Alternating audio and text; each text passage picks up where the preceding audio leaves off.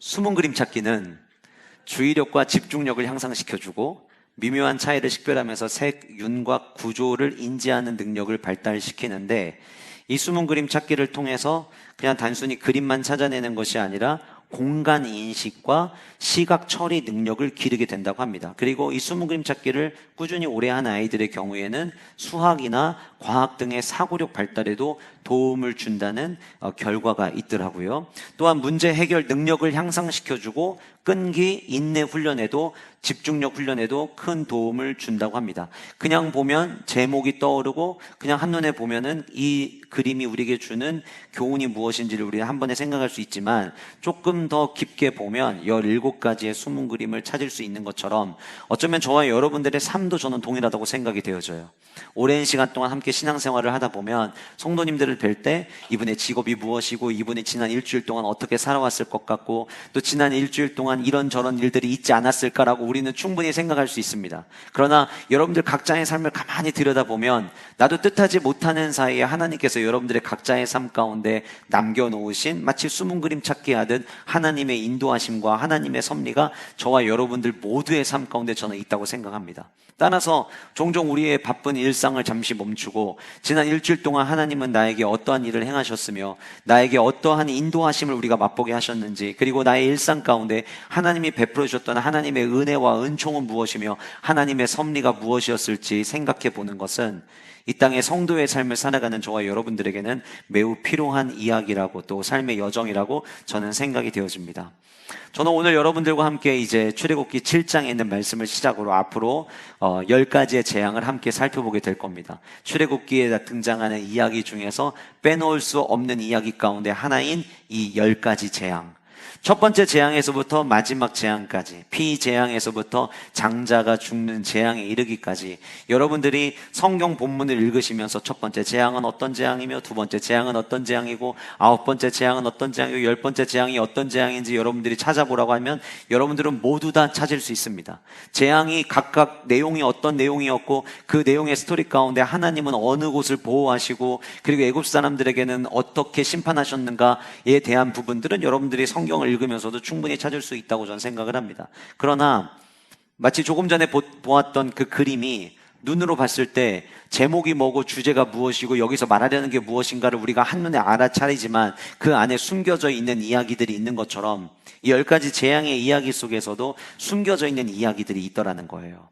특별히 오늘 저와 여러분들이 읽은 본문은 10가지 재앙 중에 첫 번째 재앙이었던 피재앙이 담겨져 있지만, 피재앙만 있는 것이 아니라 그 피재앙이 일어나기 이전에 하나님과 모세의 대화, 그리고 아론의 지팡이가 바뀌어지는 잠시의 기적적인 이야기들도 오늘 본문 안에 담겨져 있습니다. 그렇다면 하나님은 이스라엘 백성들을, 우리가 올 한 해 워시핑 처치를 우리 함께 다루면서 이스라엘 백성들을 하나님을 예배하는 백성으로 하나님은 만드시기 위하여 그들을 이끌고 나가는 이 과정 속에서, 예배자로 세우기 위한 이 과정 속에서 하나님은 이 10번째 재앙 중 첫 번째 재앙인 피재앙을 통해 하나님은 그들에게 무엇을 가르쳐 주기를 원하셨고, 오늘 본문 속에 숨겨져 있는 그 말씀을 통해서 하나님은 예배자들에게 무엇을 전달해 주기를 원하셨을까? 오늘 저와 여러분들이 함께 이 말씀을 통해 그 하나님의 깊은 은혜를 함께 발견할 수 있기를 간절히 소원해 봅니다. 6장 뒷부분에는 조금은 생소하게 느껴지는 족보 이야기가 나오게 되고요. 그 족보 이야기가 끝나고 난 다음에 6장 28절에 보시면 여호와께서 애굽 땅에서 모세에게 말씀하시던 나래라고 이야기를 하면서 하나님이 모세에게 말씀하십니다.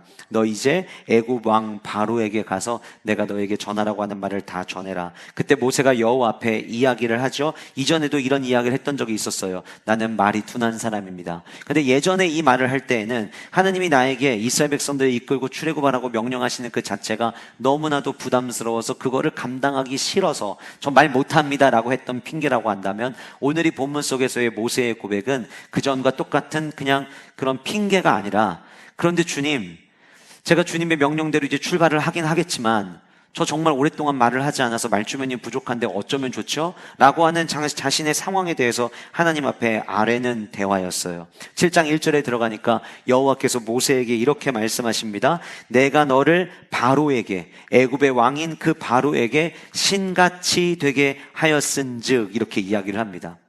여러분, 우리는 지금 출애굽기 1장에서부터 계속해서 살펴보고 있습니다.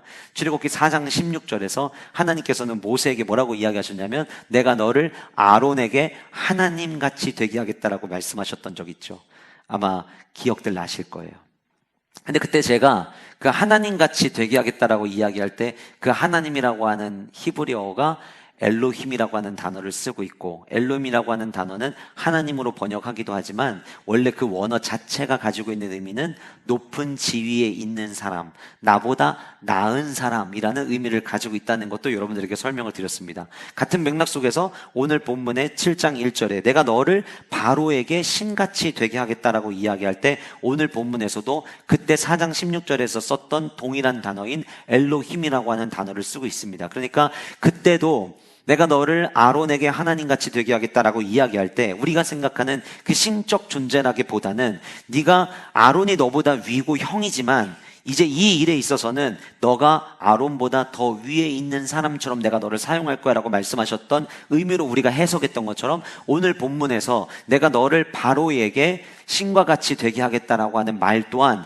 그때 당시 가장 위대한 국가, 가장 강력한 국가였던 애굽의 왕 바로보다 내가 너를 더 높은 사람처럼 바로가 인지하게 내가 지금부터 일할 거야 라고 하는 하나님의 계획으로 들으시는 것이 훨씬 더 수월한 해석이라고 저는 생각이 되어집니다. 어느 누구도 바로보다 높은 사람은 없다고 생각했어요. 바로 스스로도 태양 신의 아들이라고 자기를 생각할 만큼 신의 아들이라는 말은 나 또한 신이라고 이야기하는 거거든요. 이 땅의 그 모든 사람 중에 나를 능가할 사람은 없다라고 당시 바로 왕은 생각을 하고 있었어요. 그런데 하나님께서 걱정하고 염려하는 그 모세에게 이야기하신 거죠. 내가 너를 그 바로보다 더 윗사람으로 내가 너를 쓸 거야. 바로가 너를 만나면 분명히 내 위엔 아무도 없다고 생각했는데 왠지 모르게 이 사람이 나보다 더 능력 있는 것처럼 느껴지고 나보다 더 나은 사람인 것처럼 느껴지고 나보다 더 뭔가 위에 높은 사람인 것처럼 느껴지도록 내가 일할 거야 라고 하는 말씀을 하나님께서 오늘 말씀의 본문을 통해서 모세에게 이야기를 하신 거예요. 그리고 나서 하나님께서 계속해서 이야기하십니다. 너의 형 아론은 너의 대언자가 될 것이다.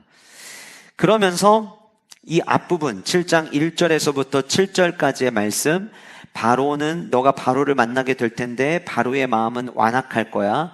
이제 이것도 사실은 설교할 때 굉장히 우리가 한 번쯤은 다뤄야 될 굉장히 중요한 문제예요. 하나님이 왜 바로의 마음을 완악하게 했느냐? 왜 하나님이 사람의 마음에 나쁜 생각을 집어넣었느냐? 이걸 논쟁거리 중에 하나예요. 그런데 나중에 제가 기회가 되면 이 본문에 대한 설명을 부연 설명드리겠지만 항상 우리가 동사가 쓰일 때는 그 동사의 주어가 누구인지를 봐야 되는데 오늘 이 본문은 하나님이 주어가 아니라 바로가 주어예요. 그럼 무슨 얘기냐면 바로는 원래 완악한 사람이었다는 걸 이야기하는 거고 하나님은 그 완악한 삶을 살아가는 바로를 제지하지 아니하시고 그대로 두셨다고 이해하는 게 바른 해석입니다. 어쨌든 오늘은 저는 여러분들과 그 부분을 나중에 좀 다루고 싶고요. 이 부분을 계속해서 이어서 설명을 하자면 그런 상황 속에서 결국 바로의 마음이 완악하여 하나님이 행하시는 일, 마음의 문을 열지 않고 결국 하나님의 말을 모세가 대언해서 이야기를 할 텐데 그 말을 듣지 않게 될 거다라고 이야기를 하면서 하나님께서는 그래서 내가 재앙을 베푸는 거야 라고 이야기하시는 거예요. 그러니까 하나님이 지금부터 시작되는 10가지 재앙을 베푸시는 이유는 애굽의 왕이었던 바로에게 내가 여호와라고 하는 사실을 나는 가르쳐주기 위해서 지금부터 재앙을 내가 시작할 거야. 그 내용이 5절에 담겨져 있죠. 내가 내 손을 애굽 위에 펴서 이스라엘 자손을 그 땅에서 인도하여 낼 때에야. 어떻게 인도해 내시는 거예요? 첫 번째 재앙부터 10번째 재앙을 통해서 결국은 바로가 두 손 다 들게 하여 이스라엘 백성들을 인도하여 낼 때에야 애굽 사람이, 바로를 포함한 모든 애굽 사람이 와, 정말 이스라엘 백성들의 신이신 하나님이 온전한 하나님이요 여호와시구나라고 하는 것을 알게 될 거야. 그래서 하나님이 10가지의 재앙을 지금부터 펼치시겠다라고 말씀하시는 거예요. 그런데 출애굽기 9장에서도 이 동일한 유사한 말이 나옵니다. 하나님께서 재앙을 왜 행하셨느냐? 애굽에 있는 사람들에게 하나님이 누구인지를 가르쳐 주시기 위해서. 그런데 하나님은 애굽 사람들에게만 하나님을 가르쳐 주기를 원하셨던 게 아니었더라고요. 나중에 우리가 살펴보겠지만 출애굽기 10장 2절에 가면 이런 말씀이 있습니다. 너에게 내가 애굽에서 행한 일들, 곧 내가 그들 가운데 행한 표징을, 그럼 여기서 말하는 10장에서 이야기하는 너희들에게 보인 표징은 뭘 이야기하냐면 첫 번째 재앙에서부터 10번째 재앙을 이야기를 하는 거예요. 내가 그 재앙을 너희 가운데 행한 그 표징을 너희들의 아들과 너희들의 자손의 귀에 전하기 위함이라 이렇게 말씀하셨어요. 무슨 이야기냐면 10가지 재앙은 애굽 사람들만을 위한 게 아니라 앞으로 이런 일이 있었다는 것을 너희들은 너희 자녀들에게도 가르쳐야 돼. 그러니까 이 민족을 예배하는 민족으로 하나님이 세우는 과정 속에서 예배해야 될 이스라엘 백성들에게 우리의 예배를 받으시는 분이 누구신가를 하나님은 동시에 가르쳐 주기를 원하셨다라고 하는 거예요. 그것이 10가지의 재앙이 시작되게 된 배경이었습니다. 그런데 오늘 이 본문 속에서 이 7장 1절에서부터 7절 사이에 등장하는 이 본문 속에서 우리가 그냥 지나칠 수 있는 단어, 그러나 우리가 잘 묵상해야 될 굉장히 중요한 숨어져 있는 말씀이 있습니다. 그 첫 번째 말씀은 무엇이냐면 내 군대라고 하는 단어예요. 출애굽기 안에서 하나님은 이스라엘 백성 혹은 내 백성이라고 계속 부르십니다. 그런데 내 백성이라고 부르시는 그 하나님께서 오늘 4절 말씀에 바로가 너희의 말을 듣지 아니할 터인즉 내가 내 손을 애굽에 뻗쳐 여러 큰 심판을 내리고 내 군대 내 백성 이스라엘 자손을 그 땅에서 인도하여 낼지라 이렇게 이야기하고 계세요. 그냥 내 백성 이스라엘 자손을 그 땅에서 인도하여 낼지라 해도 아무런 문제가 없어요. 그런데 하나님께서는 그 내 백성 이스라엘이라는 단어 앞에 뭐라고 얘기하고 계시냐면 내 군대라고 이야기하고 있다는 거예요. 지금 이 말씀은 10가지 재앙이 끝나고 그리고 이스라엘 백성들이 출애굽하고 난 이후에 하신 말씀이 아니라 10가지 재앙이 시작되기 전 여전히 이스라엘 백성들은 고센이라고 하는 인큐베이터 안에서 애굽의 종노릇 하고 있는 삶을 살아가던 그 상황 속에서 하나님께서 말씀하신 내용이라는 걸 우리는 기억해야 됩니다. 그러면 오늘 이 본문 속에서 이스라엘 백성들의 신분은 뭐였죠? 노예였죠. 여러분, 이들은 어떤 노예였냐면요, 애굽이라고 하는 나라의 압제를 받으면서 애굽이 하라는 대로 심부름을 하기를 400년이 넘는 시간 동안 애굽의 종노릇을 하고 있는 민족이었어요. 우리가 고센 땅에 대해서 살펴봤을 때 그 고센 땅은 물줄기가 흐르는 마치 그래서 가축을 기르는 곳이지만 애굽 사람들에게는 가축이 굉장히 하찮은 직업이었고 보잘것없는 일이었기 때문에 이스라엘 백성들의 그거를 맡기기를 원했고 그래서 목축업을 그들에게 시켜야 되다 보니까 고센 땅을 줬던 거라고 제가 말씀을 드렸죠. 그래서 제가 고센 땅 이야기하면서 그렇게 애굽 사람들은 가축을 기르는 거에 대해서 증오하고 혐오하고 있었기 때문에 그들에게 관심조차 갖지 않았고 관심 갖지 않는 동안 하나님은 마치 그들을 거룩한 인큐베이터처럼 삼으셔서 이스라엘 백성들을 예배하는 민족으로 세우셨다고 제가 말씀을 드렸죠. 그런데 여러분 잘 생각해 보세요. 그러면 그 400여 년이 흐르는 시간 동안 200만 명 중 장정이 한 60, 70만이라고 이야기를 하는데 만약에 거기에 저와 여러분들이 만약에 있었다고 한다면 그 400년 동안 그렇게 계속 종노릇을 해야만 했을까요? 제가 문득 이런 생각을 해봤어요. 각 지파가 여전히 그때도 존재했고 그럼 각 지파의 리더들을 모이게 하든가 아니면은 그래도 6, 70만 명이 되는 장정들 중에 나는 힘세다고 하는 남자들이 좀 모여서 우리가 처음에는 70명으로 시작을 했지만 어느덧 하나님이 우리 민족에 부흥의 은혜를 주시고 또 계속해서 생육하고 번성할 수 있는 축복을 주셔서 우리 민족이 이렇게 200만 명이 됐는데 우리가 언제까지 애굽 밑에서 이렇게 종노릇을 해야 되는 거야? 그러면서 반란을 일으켜 볼 수 있는 생각을 해볼 수 있지 않을까요? 좀 힘센 남자들 모이고 지파들 모여서 지혜를 구하고 한 번에 뭔가 우리가 확 일으키기에는 너무 위험한 일들이 많으니까 우리가 이거를 좀 오랜 시간 동안 장기 프로젝트 우리가 생각을 해서 한 1년 동안 어떤 방법이 좋을지 어떻게 우리가 여기서 노예로 탈출하는 게 좋을지 지혜를 구해보고 이 고센 땅에서 벗어날 수 있는 가장 좋은 방법이 무엇인지도 한번 생각을 해보고 만약 그들의 공격에 우리가 맞서야 된다면 어떤 무기를 만들어서 우리가 싸워야 되는지도 한번 좀 생각을 해보고 우리 한번 해봅시다. 그런 어떤 전략회의나 보이지 않는 비밀 조직이나 아니면 우리 뭐라도 한번 해봅시다라고 하는 모습이 적어도 400년 동안 전혀 없었던 사람들이었어요. 마치 종된 것을 이제 순응하듯 그대로 시키는 대로 살아가는 삶을 살았던 사람들, 자율성이라고 하는 것을 이제는 잊은 지 오래된 사람들, 그렇게 살아왔던 사람들이 오늘 본문에 등장하는 이스라엘 백성이고요. 그들은 여전히 지금 종이었습니다. 노예였습니다. 누구의 노예고 누구의 종이었냐면 애굽이라고 하는 그 거대한 나라의 바로의 종으로서 그들은 살아오고 있었습니다. 그런데 그들에게 하나님은 지금 내 군대라고 부르고 계시는 거예요. 군대의 모습이 1도 보이지 않는 그들에게 하나님은 군대라고 부르시는 거예요. 군대가 뭡니까, 여러분? 우리는 군대 하면 일단은 제일 먼저 머릿속에 떠올려지는 것이 누군가를 대상으로 싸우는 자들, 이렇게 생각을 하죠. 전투가 뒤따라오고 뭔가 전쟁을 통해서 영역을 차지하고 이런 거를 생각을 먼저 합니다. 그런데 여러분, 군대의 시작은 누군가가 목적을 가지고 부르는 데서부터 시작된다는 걸 우리는 기억해야 됩니다.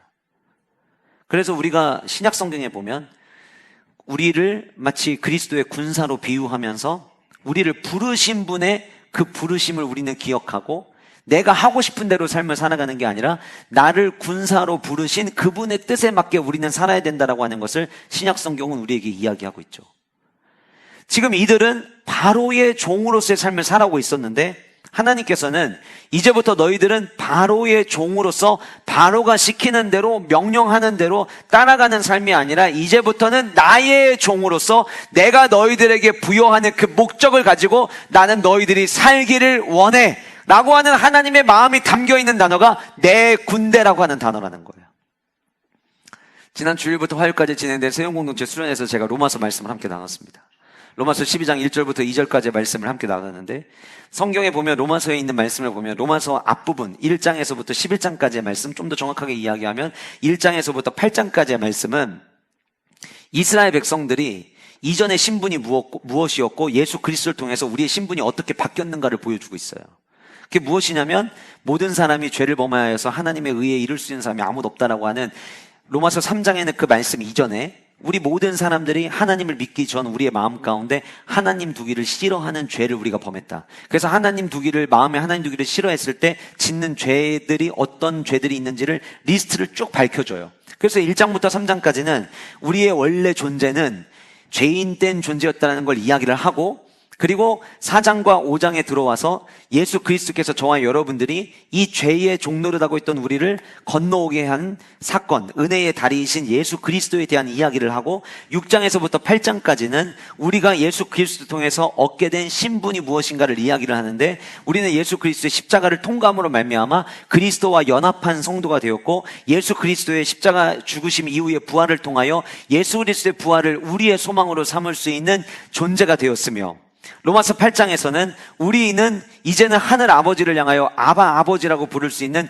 양자의 영을 부여받은 자들이 되었다라는 것을 로마서 앞부분에 이야기를 합니다. 그리고 난 다음에 12장에 들어와서 그럼 이렇게 존재가 변화된 자들은 어떻게 살아가야 되느냐를 이야기하면서 12장 1절과 2절에 제일 먼저 언급한 게 뭐냐면 예배하라는 거예요.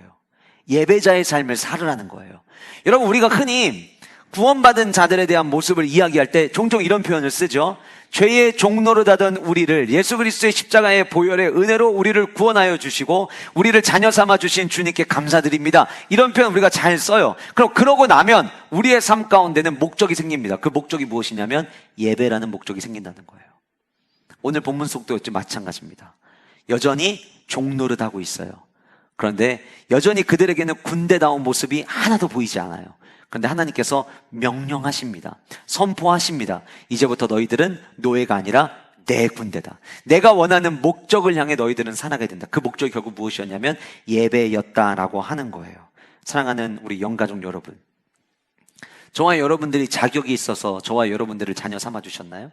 오늘 본문에서 하나님께서 이스라엘 백성들을 내 군대라고 부르신 이 동일한 사건이 저와 여러분들에게는 예수 그리스도께서 십자가에서 못 박혀 죽으심으로 말미암아 저와 여러분들에게 선언하신 사건이었어요. 이제는 너희들 죄인 아니야. 나를 믿는 자는 그 믿음으로 말미암아 의롭다 함을 얻을 것이고 나는 너희들에게 속죄의 은혜를 베풀어 주셔서 이제는 너희들 나를 예배하는 하나님의 자녀로 이제는 죄의 종노릇 하는 너희들이 아니라 나의 자녀의 삶을 나는 살아가게 될 거야. 근데 우리는 생각해요.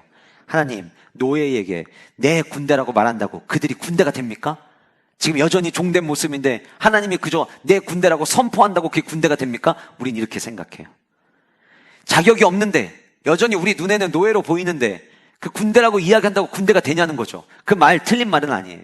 근데 여러분 잘 생각해 보세요. 저와 여러분들도 자격이 돼서 하나님께서 예수 그리스도 이 땅에 보내주시고 저와 여러분들을 위하여 십자가를 받고 죽게 하신 게 아니었어요. 로마서 5장은 뭐라고 이야기하냐면, 저와 여러분들이 여전히 연약할 때에, 저와 여러분들이 여전히 죄인 되었을 때, 저와 여러분들이 하나님과 원수 되었을 때에 자격 조건 없었는데 예수 그리스도께서 십자가에서 죽으심으로 말미암아 마치 출애굽기에서 내 군대라고 선언하신 것처럼 저와 여러분들을 위해서 십자가에서 예수님께서 선언하신 거예요. 뭐라고 선언하신 거예요? 이젠 너희들 죄인 아니야. 이제부터 너희들 의롭다함을 받은 나의 자녀야 라고 선언하셨다는 거예요. 우리가 왜 예배합니까? 자격 없지만 우리를 향해 선포하신 주님의 음성이 있기 때문이라고 하는 거예요. 제가 말씀을 준비하면서 그런 생각을 해봤어요. 하나님의 선언은, 하나님의 선포는 그 모습을 갖고 있어서가 아니라 그 모습으로 살아갈 것이라고 하는 하나님이 확신을 주시는 모습이구나. 내 군대라고 이야기하시지만 여전히 군대의 모습은 없어요. 그럼에도 불구하고 하나님께서 군대 삼아 주신다는 것, 그리고 군대로 부르시는 순간 이제부터는 죄의 노예가 아니라 내가 원하는 목적을 향해 너희들은 살아가게 될 거라고 하는 하나님의 선언이 그 안에 담겨져 있다고 하는 거예요. 저와 여러분들에게도 오늘 이 아침 주님께서는 우리를 향해 그렇게 외치고 선포하십니다. 너희들은 내 군대니라. 우리가 그런 능력이 있고 자격이 있어서 싸워서 이길 만한 자격이 우리에게 있어서 아니에요. 그러나 우리가 잘 아는 것처럼 이 사건이 있고 난 이후에 출애굽기 17장의 아말렉과의 전투 속에서 우리가 발견하게 되지만 하나님은 그들을 군대로 쓰십니다. 세상적 방법으로 군대로 쓰시는 게 아니라 하나님의 방법으로 그들을 군대로 쓰고 계시다는 거예요.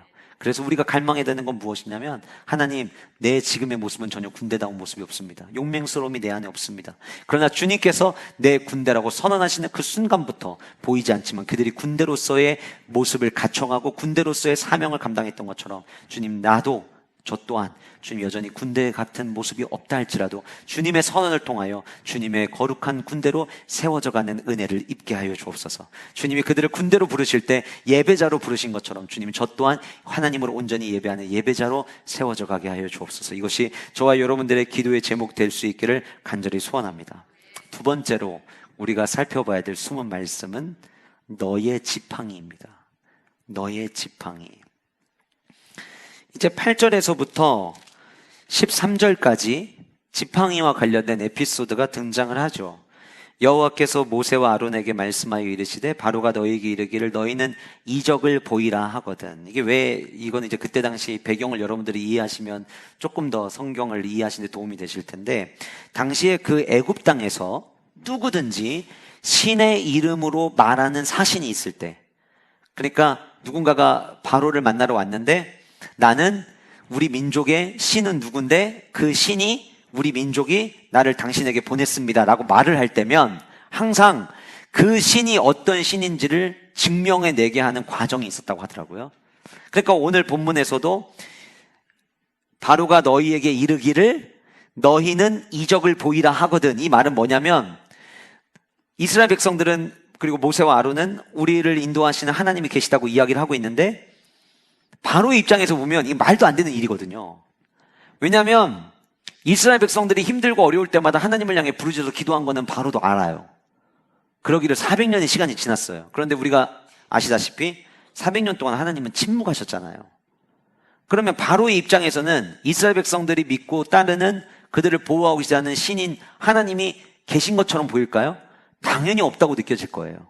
그러니까 모세와 아론이 오면 바로가 한번 그러면은 너희 이적을 보여봐라 라고 이야기할 때, 그러면 너희들이 믿는 신이 있다면 한번 보여봐. 말의 의미는 그렇지만 사실상 이 말을 하는 바로의 마음 안에는 너희들에게는 신이 없어 라고 하는 마음이 내포되어 있는 거예요. 어디 한번 해볼 테면 해봐. 그런 마음을 가지고 이야기를 꺼냈다는 거예요. 그래서 이적을 보이라고 하면 너는 아론에게 말하기를 너의 지팡이를 들어서 바로 앞에 던지라 하라. 그러면 그것이 뱀이 될 것이다. 이렇게 나와요. 그래서 이 앞에 나오는 에피소드는 뭐냐면, 지팡이 하나를 던졌는데 그 지팡이가 뱀이 되고 그 뱀이 애굽의 왕이었던 바로의 요술사들이 와서 보여진 그 요술로 보여진 다른 뱀들도 잡아먹었다. 이게 이 에피소드의 이야기예요. 지금부터 잠시 동안 이제 여러분들이 좀 집중하셔서 약간 학교에 가서 국어 공부를 한다는 생각을 가지고 본문을 좀 잠깐 좀 살펴볼 거예요. 잘 한번 따라와 보세요. 자, 오늘 본문에 보시면 9절에 너의 지팡이가 나오는데 이 너의 지팡이는 누구의 지팡이인가요? 누구의 지팡이인가요? 자, 보세요. 이렇게 얘기하셨어요. 바로가, 여호와께서 지금 대화 중에 이야기하시는 겁니다. 바로가 너희에게 이르기를 너희는 이적을 보이라 하거든. 너는, 그럼 여기서 너는은 누구죠? 그죠? 모세죠. 모세 너는 아론에게 말하기를 너의 지팡이를 들어서 바로 앞에 던지라. 그러면은 여기 본문에 등장하는 너의 지팡이는 누구 지팡이에요?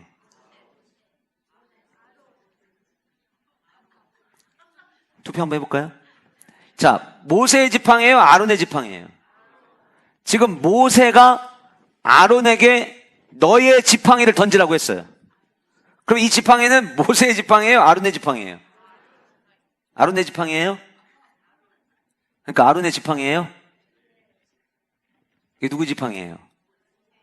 한국 사람 되게 신기한 게 뭐냐면요, 정답을 말해놓고도 계속 물어보면 내가 틀렸다고 생각해요. 왜 자꾸 물어보지? 내가 틀렸나? 그래서 좀 아까도 아론이라고 하시던 분들 지금 몇 분이 지금 모세로 갈아타셨어요. 모세의 지팡이에요? 아론의 지팡이에요? 아론의 지팡이에요. 아론의 지팡이에요. 근데 여러분, 제가 오늘 이 본문 속에서 왜 숨은 말씀 찾기 두 번째로 이 아론의 지팡이, 너의 지팡이라는 단어를 제가 살펴보게 됐냐면요, 우리 지금까지 오는 동안 지팡이 에피소드가 있었죠. 지팡이 이게 처음 나온 거 아니죠. 그죠? 이전에 지팡이 나왔을 때 그 지팡이 누구 지팡이였죠? 그래서 모세의 지팡이였죠. 지금 오늘 본문에 등장하는 지팡이는 누구 지팡이라고요? 아론의 지팡이죠. 그게 헷갈리죠? 그럼 보세요, 여러분. 자, 2장 19절로 가봅시다. 2장 19절. 여호와께서, 자, 이거는 무슨, 어떤 이야기냐면, 이제 에피소드가 바뀌어가지고, 이제 좀 이따 살펴볼 강물을 피로 바꾸는 재앙을 내릴 때 이제 사용하던 이야기인데, 여호와께서 또 모세에게 이르시되, 아론에게 명령하기를, 자, 잘 보세요. 이제 패턴 다시 보셔야 돼요. 여호와께서 모세에게 이르시되, 네 모세가 아론에게 명령하기를, 내 지팡이를 잡고 내 팔을 애굽의 물들과 강들과 운하와 목과 모든 호수 위에 내밀라 하라 라고 이야기할 때, 여기서 내 지팡이는 누구 지팡이에요? 여호와께서 또 모세에게 이르시되 아론에게 명령하여 너의 지팡이를 잡고. 누구의 지팡이에요? 아론의 지팡이에요? 자, 보세요, 여러분. 어떠한 일이 일어나면 우리는 어디에 관심을 갖냐면 이 지팡이가 누구 거냐,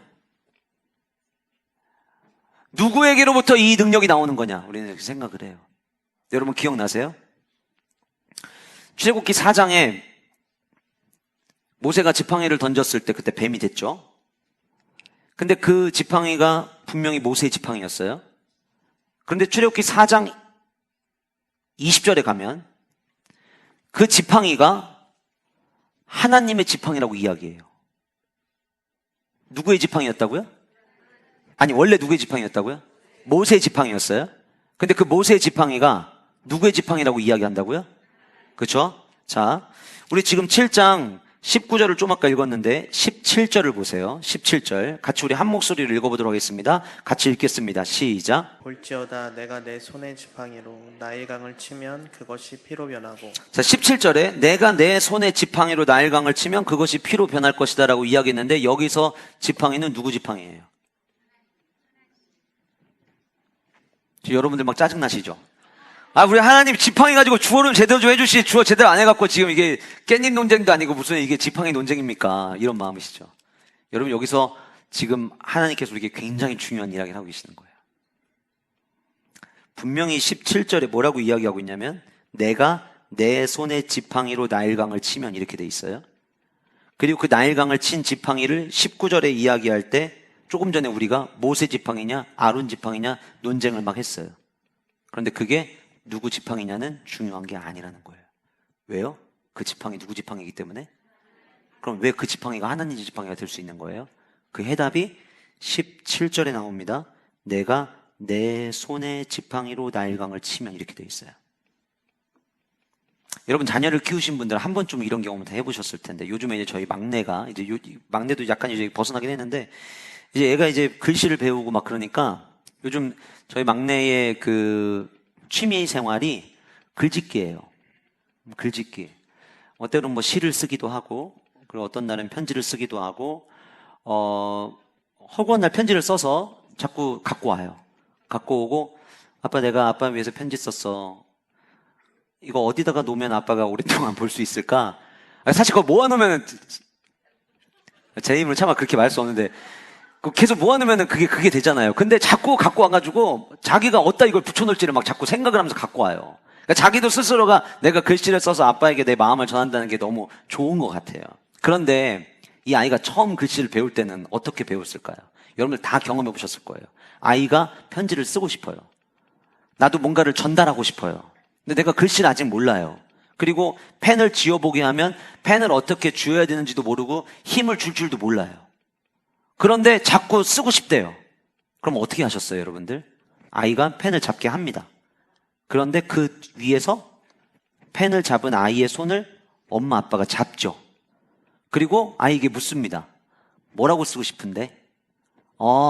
나 아빠 엄마 사랑해라고 쓰고 싶어. 그러면 알았어, 힘 빼봐. 그리고 아이의 손을 잡고 아빠 엄마 사랑해를 쓰게 하죠. 이 아이는 그 편지를 가지고 언니 오빠에게 자랑을 합니다. 뭐라고 자랑할까요? 내가 썼다고. 근데 그거 막내가 쓴 건가요? 누가 쓴 거죠? 엄밀히 얘기하면 제가 쓴 거예요. 모세의 지팡이, 아론의 지팡이, 그건 중요하지 않아요. 그 지팡이를 누가 붙잡고 있느냐가 중요한 거예요. 지팡이를 붙잡고 있는 모세의 손을 누가 붙잡고 있느냐가 중요한 거고, 아론이 지팡이를 붙잡고 있는 그 아론의 손을 누가 붙잡고 있느냐가 중요한 거예요. 그러니까 오늘 본문 안에 분명히 본문에서 이야기하는 너의 지팡이는 아론의 지팡이가 맞는데, 왜 하나님이 모세의 지팡이만 일관성 있게 쭉 쓰시지 모세의 지팡이만 쓰시는 게 아니라 모세의 지팡이 쓰셨다가 이번엔 아론의 지팡이를 왜 쓰셨느냐? 이유가 왜 그러냐? 그리고 여기서 등장한 아론의 지팡이가 맞다라고 볼 수밖에 없는 것은, 사장에서 등장하는 모세의 지팡이를 던졌을 때 뱀이 됐을 때 그 뱀은 히브리어로 나시라고 하는 단어를 쓰고 있는데, 본문에서 등장하는 뱀이라고 하는 단어는 우리 개역개정 성경에는 똑같이 둘 다 뱀이라고 번역을 해놨지만, 여기서 쓰는 히브리어는 탄님이에요. 탄님은 뭐냐면 바다 괴물이라는 의미예요. 여러분 쉽게 생각하시면 악어라고 생각하시면 돼요. 파충류과인데 일반적인 뱀이 아니라 엄청 큰 뱀. 나중에 에스겔서 32장 2절에 가면 그 똑같은 단어, 여기서 등장하는 탄님이라는 단어를 물론 번역은 뱀으로 해놨지만 그 뱀을 이야기할 때 애굽이라고 하는 나라를 이 뱀에 빗대어서 이야기를 해요. 그러니까 일반적인 뱀이 아니라 애굽이라고 하는 나라 자체가 워낙 강대하다 보니 바다 괴물과 같은 커다란 뱀으로 바꾸는 표적을 하나님께서 에피소드를 보여주신 거예요. 그러니까 모세의 뱀과 아론의 뱀은 다른 거예요. 그리고 그 아론의 뱀이 오늘 본문에 보면 현인들과 마술사들, 그 요술사들도 그들의 요술로 그와 같이 행했다라고 이야기했는데, 우리가 이 본문을 이렇게 읽으면 뭐야?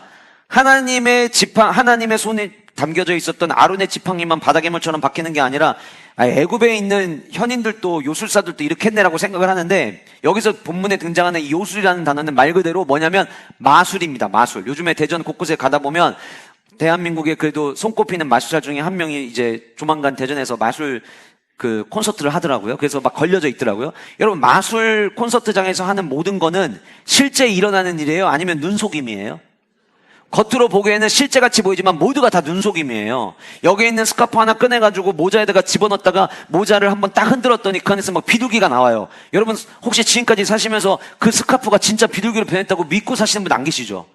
그거 진짜 비둘기가 아니에요. 다 눈속임이에요. 본문에 등장하는 이 요술사들, 마술사들은 어떤 사람이냐면 말 그대로 무엇인가를 용으로 눈속임을 통해서 보여주는 거예요. 그게 눈속임이라는 거를 우리에게 확실하게 가르치기 위해서 요술이라는 단어를 쓴 거예요. 그런데 지금 아론의 지팡이가 바다괴물과 같은 이 탄님이라는 뱀으로 바뀐 거는 마술을 부리거나 요술을 부린 게 아니라 하나님이 기적처럼 행하신 거예요. 문제는 뭐냐면 눈속임을 하려고 악어 같은 뱀을 풀어놨는데 조금 전까지 지팡이였던 이 막대기가 뱀이 되어서 그 나머지 모든 뱀들을 잡아먹었다는 거예요. 그 말도 안 되는 무슨 애니메이션으로 만들어야만 머릿속으로 그려질 것 같은 이 역사가 왜 가능했냐? 아론의 지팡이의 능력이 있어서가 아니라는 거예요. 앞으로 이제 모세의 지팡이로 하나님이 많은 일을 행하시잖아요. 홍해도 가르시고 반석을 가리켜가지고 물도 나게 하시고 하나님이 많은 일을 행하세요. 근데 그게 모세에게 능력이 있는 게 아니라는 거예요. 하나님이 모세를 붙잡고 계시니까 모세가 가는 삶의 능력이 따라오더라는 거예요. 여러분들은 어떠세요? 하나님 앞에 서면은요, 늘 저는 막대기 같아요. 제가 할 수 있는 게 뭐가 있겠어요? 제가 매번 얘기하지만 오늘 또 강단에 올라오면서 주님, 은혜는 주님이 주시는 겁니다. 아니, 설교하러 올라오는 목사가 은혜조차 내가 줄 수 있는 게 아니라고 저는 고백을 해요. 실제로 그렇고요. 제가 할 수 있는 게 아무것도 없어요. 그런데 저는 능력이 없어도 사실 여러분 말이 지팡이지 이 지팡이들은 어떤 지팡이입니까? 나무에서 잘라져 나온 지팡이들이에요. 생명력 없는 지팡이고요. 진짜 쓸모없는 지팡이에요. 출애굽기 4장에 나왔던 모세의 지팡이를 하나님이 야 그거 너무 볼품없다. 내가 좀 그나마 좀 멋있는 걸로 바꿔줄게. 그래서 막 현란하고 그럴싸한 능력이 진짜 지팡이 뭐 모양만 봐도 뭔가 능력이 나올 것만 같은 그런 지팡이를 주시면서 하나님의 지팡이라고 얘기하셨던 게 아니에요. 여전히 볼품없는 모세의 지팡이고요. 여전히 볼품없는 아론의 지팡이에요. 나이 80, 83 그래서 지팡이 없으면 제대로 걷지 못해서 의지해야 되기 때문에 갖고 다니는 그 지팡이였어요. 그냥 나무에 불과한 지팡이에요. 생명력은 1도 없는 지팡이고요. 바짝 말라 비틀어진 지팡이였어요. 그런데 그 지팡이를 붙잡고 있는 모세의 손 위에 보이지 않는 하나님의 손이 닿으니까, 아론의 손 위에 하나님의 보이지 않는 손이 닿으니까 놀라운 역사들이 펼쳐지더라는 거예요. 저와 여러분 역시 마찬가지입니다. 우리는 보잘것없는 막대기에 불과해요. 바짝 마른, 때로는 생명력조차 찾아볼 수 없는 것 같은 연약한 존재들처럼 보일 수 있어요. 나 같은 게 어떻게 하나님의 위대한 일을 감당할 수 있을까? 나 같은 게 어떻게 하나님의 영광을 위해 살 수 있을까? 어떻게 나 같은 게 하나님의 나라 확장을 위해 쓰임받을 수 있을까? 우리는 그렇게 생각할 수 있어요. 그런데 여러분, 저와 여러분들 위해 주님의 손이 닿으면 하나님의 역사는 이루어집니다. 내가 누구냐는 중요하지 않아요. 나와 함께 하시는 주님의 손이 있느냐가 중요한 거예요. 내가 할 수 있는 게 아무것도 없어서 내가 글씨조차 쓰지 못할 때에도 아빠가 그 위에 손을 잡고 글씨를 써면 써내려갈 수 있는 것처럼 저와 여러분들의 삶에 어떻게 해야 될 줄도 모르고 글씨를 쓸 줄도 모르고 펜 잡을 힘조차 없다 할지라도 하나님이 저와 여러분들을 붙잡으시면 하나님의 위대한 역사에 쓰임받는 존재들이 될 수 있음을 믿는 우리 영가족들 되시기를 주님의 이름으로 축복합니다. 내가 지금 능력이 있느냐를 갖고 따지는 게 그게 중요한 게 아니에요. 예배자는 지금 하나님이 나와 함께 하시느냐가 중요한 거예요. 여러분들의 삶에 하나님이 함께 동행하시느냐가 중요한 거예요. 간절히 소원하기 우리 모든 영가족들 주님이 붙드시는 삶 되셔서 하나님의 위대한 역사에 함께 쓰임받는 일꾼들 되시기를 주님의 이름으로 축복합니다. 마지막 숨은 말씀은 피로 변했다라고 하는 이 피로 변하고라는 이 단어예요. 15절 말씀에 아침에 너는 바로에게 가라. 바로에게 가라고 명령을 하나님이 하셨어요. 그가 물 있는 곳으로 나올 것이다. 이렇게 이야기했는데요. 제가 오늘 이제 그 본문이 너무 길어서 7장 전체를 읽지 않고 19절까지 읽었지만 아마 여러분들이 가지고 있는 성경책을 보시면 첫 번째 재앙의 카테고리를 어디까지로 묶어놨냐면 14절에서부터 25절까지로 아마 묶어놨을 거예요. 대부분 그렇게 나눕니다. 그리고 맞고요. 그러니까 14절에서부터 25절까지가 첫 번째 재앙, 물이 피로 바뀌는 재앙에 대한 이야기가 담겨져 있어요. 이제 드디어 하나님께서 첫 번째 재앙을 시작하신 거예요.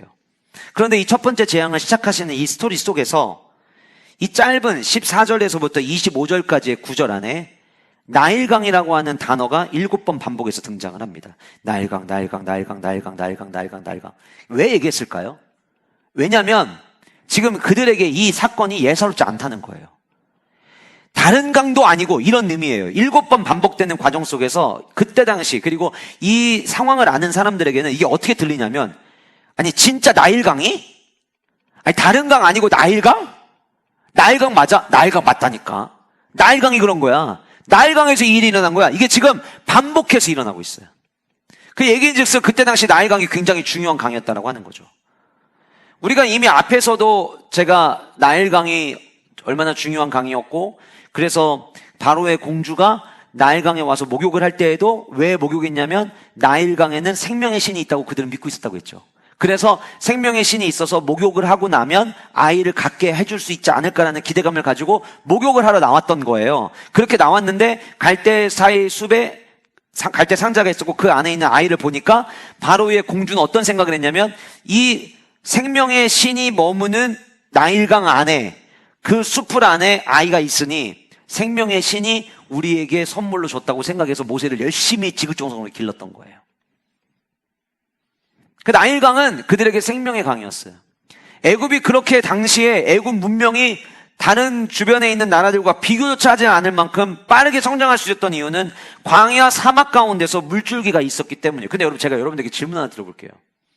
모든 전 세계 강과 바다와 산 누가 지으셨죠? 그렇죠. 하나님이 지으셨죠. 하나님은 그걸 가리켜 우리는 일반 계시라고 이야기합니다. 하나님이 지으신 모든 세계 그 창조물들이 하나님이 자기 자신을 보여주기 위해서 만드신 하나님의 일반 계시를 통해서 우리에게 자기 자신을 증명해 보이기 위해서 만드신 하나님의 창조물이에요. 그런데 애굽 사람들은 어떻게 생각했냐면 하나님의 창조물을 가지고 이곳에는 신이 있다라고 믿고 있었던 거예요. 그 신의 이름이 뭐였냐면 하피라는 섬이었어요. 하피라는 신이었어요. 신. 하피 신. 이 하피 신은 우리에게 풍요로움을 주고 우리에게 생명을 준다라고 그들은 날마다 믿고 있었어요. 그래서 어느 정도였냐면 나일강을 신성시 여겼는데 오늘 본문에 아침에 너는 바로에게로 가라. 보라. 그가 물 있는 곳으로 나오리니 이게 무슨 얘기냐면요. 당시에 애굽의 왕이었던 바로가 나일강에는 신이 있다. 생명의 신이었던 하피 신이 있다는 걸 믿고 매일 아침마다 그 나일강을 경배한 거예요. 나일강에 와서 예배를 드린 거예요. 쉽게 얘기하면. 그거를 하나님이 알고 계셔서 모세에게 이야기한 거예요. 너 아침에 한번 가봐. 아침에 가보면 그 나일강을 신으로 섬기고 있는 바로 왕을 만나게 될 거야. 그 얘기하는 거예요. 그만큼 애굽에게 있어서 이 나일강은 그 자체가 생명의 신이었고 풍요의 신이었어요. 제가 아까 여러분들에게 이런 말씀 드렸죠.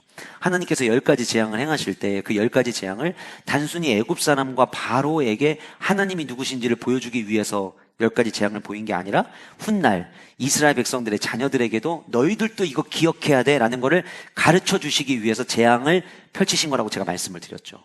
여러분 이때 당시 고센이라고 하는 땅, 가장 비옥한 땅에 이스라엘 백성들이 비록 신부는 노예였지만 종살이를 하고 있었습니다. 그들도 어쩌면 그렇게 믿었을지도 몰라요.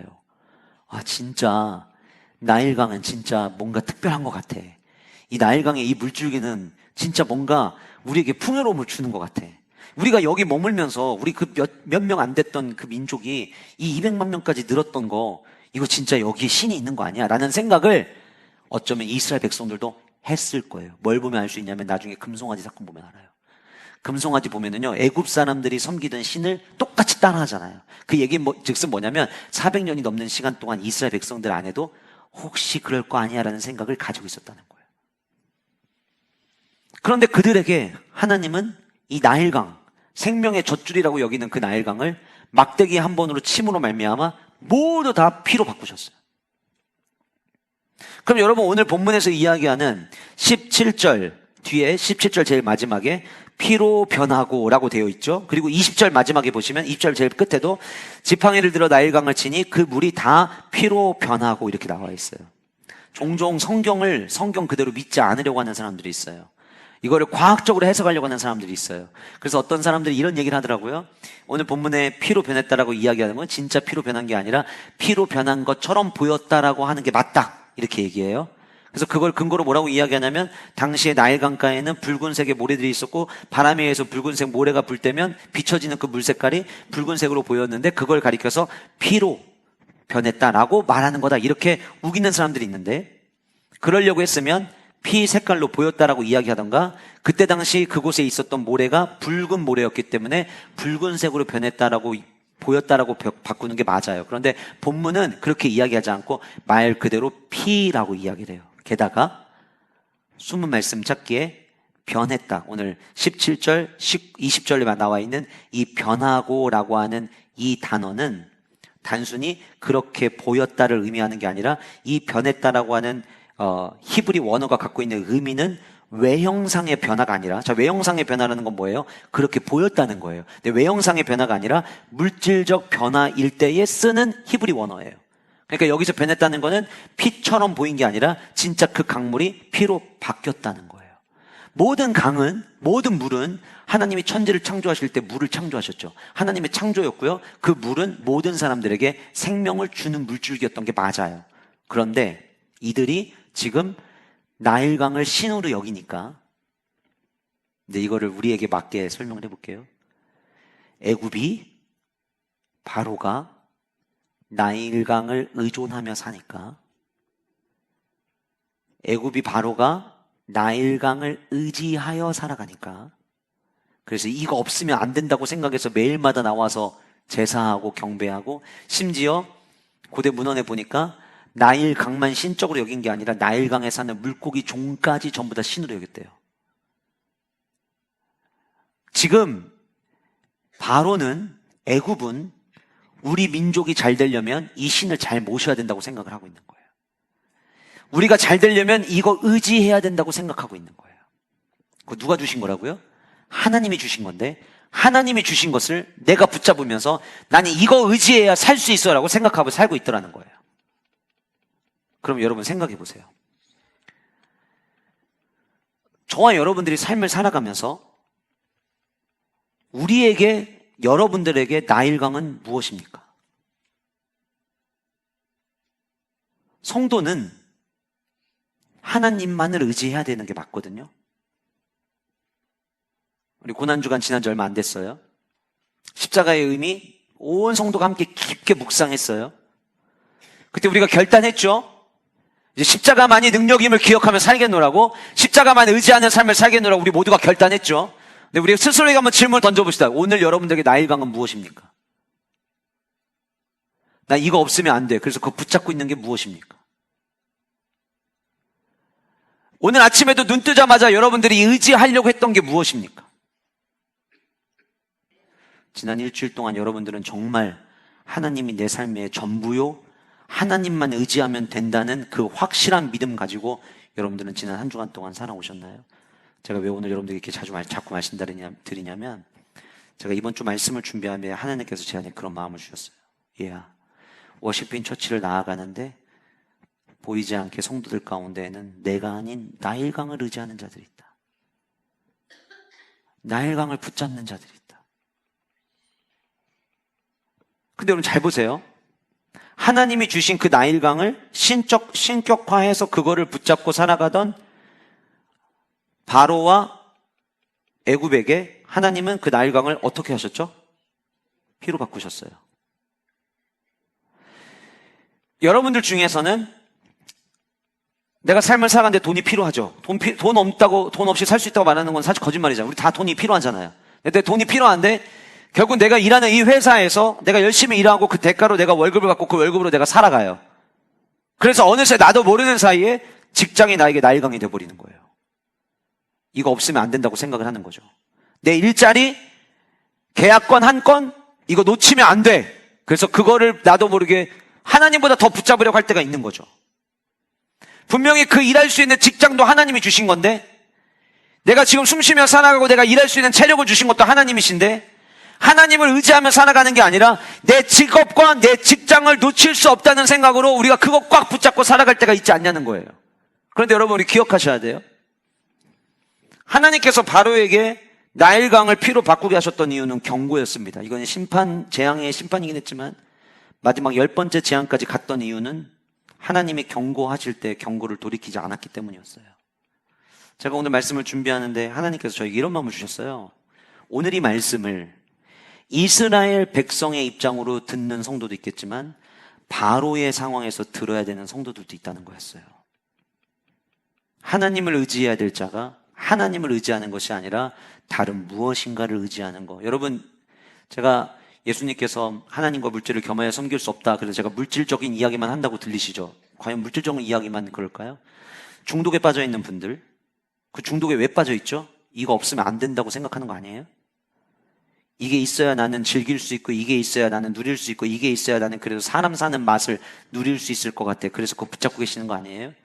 결국 우리는 우리가 원하는 행복과 우리가 원하는 것들을 쫓기 위해서 내 삶이 망가져가는 것도 알지 못한 채 계속 의지하려고 하는 거를 붙잡고 의지하고 있는 건 아니냐는 거예요. 믿지 않는 사람들이 그런다면 이해가 돼요. 우리는 성도들이잖아요. 우리가 적어도 바로의 입장에서 이 말씀을 들으면 안 되잖아요. 그런데 안타깝게도 우리 가운데서도 하나님이 아닌 다른 무엇인가를 나일강을 붙잡고 있는 자들이 있다는 거예요. 왜 하나님은 나일강을 치셨을까요? 애굽의 첫 번째 예배의 대상이 나일강이었기 때문이었어요. 지금 여러분들의 첫째 예배의 대상은 무엇입니까? 여러분들의 첫 번째 경배의 대상은 누구십니까? 제가 이런 우상숭배에 대한 이야기 나올 때마다 누누이 말씀드리지만 여러분들이 신앙생활 하시면서 집 한켠에다가 불상을 갖다 놓는 분 안 계실 거예요. 그걸 얘기하는 게 아니에요. 정말 나는 하나님을 온전히 섬기고 있느냐는 거예요. 나는 정말 하나님을 온전히 예배하고 있느냐는 거예요. 지금 바로를 비롯해서 모든 애굽의 사람들은 나일강 없으면 살 수 없다는 생각이 그들을 사로잡고 있었어요. 그래서 매일 아침마다 나가서 제사를 드려야만 했고, 우리가 의지하는 것은 이 나일강이다. 이 나일강이 끊어지는 순간 우리는 끝난다라고 생각하고 있던 그들에게, 그래서 이전에 거슬러 올라가 보면 이스라엘 백성들 남자애들 태어나면은 전부 다 물에다 던져라. 왜요? 그 신이 우리를 유지시켜 줄 거야. 남자애들 태어나서 걔네들이 장성한 사람들이 돼서 우리 민족을 겨루어서 대항하려고 하기 전에 우리 애를 지켜주는 그 생명의 신이 있는 나일강에다 그 애들 전부 다 집어던지자, 그렇게 했던 거 아니에요? 그들은 모든 삶 속에 나일강을 의지하는 삶만 살아왔던 거예요. 성도는 어떻게 됩니까? 성도는 예수 그리스도 삼위일체 하나님만 의지하는 삶을 살아야 되는 거예요. 쉽지 않죠. 어렵죠. 그래서 훈련이 필요하죠. 그래서 예배하면서 말씀을 통해 깨닫는 거죠. 저는 오늘 또 이 말씀을 통하여 혹 내가 바로로 살아가고 있는지도 모른 채 하나님이 아닌 나일강을 붙잡고 있던 성도님들이 여러분들 가운데 계시다면 오늘 이 예배 시간에 그 나일강 내려놓고 가시기를 주님의 이름으로 축복합니다. 우리가 붙잡아야 될 건 나일강이 아닙니다. 여러분들의 가정과 여러분들의 삶 가운데 생명을 주시고 풍요를 주시고 우리의 삶 가운데 먹을 것 입을 것 공급하시는 하나님은 나일강이 아니라 지금도 살아 역사하시는 하나님이십니다. 나는 이거 붙잡아야 되고, 난 이거 붙잡아야 이것이 나를 만족하게 한다는 거 내려놓으셔야 돼요. 그게 우리에게 나일강이에요. 하나님은 말씀드린 것처럼 그 나일강을 치심으로 바로에게 경고장을 보냈지만 바로는 그 경고를 받아들이지 않았어요. 이거 없으면 다른 거로 버텨보지 뭐, 이렇게 생각을 해요. 두 번째 재앙부터 계속해서 살펴볼 두 번째 재앙의 그 모든 스토리를 가만히 보시면 하피 신이 아닌 다른 신들을 계속 끄집어내립니다. 누가 여러분 예배자가 될 수 있고 누가 예배자가 될 수 없는 줄 아세요? 한 가지를 제꼈을 때, 그렇구나, 내가 예배할 분은 오직 예수 그리스도 한 분밖에 안 계시구나를 생각하는 사람들은 하나님께서 삶을 전환시켜 주시지만, 그렇지 않고 그래? 이거 안 돼? 그럼 다른 거 한번 해보지 뭐. 여전히 하나님 아닌 다른 걸 자꾸 잡으려고 해요. 그러면 마지막 10번째 재앙까지 가는 겁니다. 소원하게는 우리 모두 지혜로운 성도가 되어서 하나님 외에 다른 것, 나일강처럼 생각하고 있는 그 모든 것들 오늘 이 시간 다 내려놓으시고 하나님만 의지하시는 온전한 예배자들 되시기를 주님의 이름으로 축복합니다.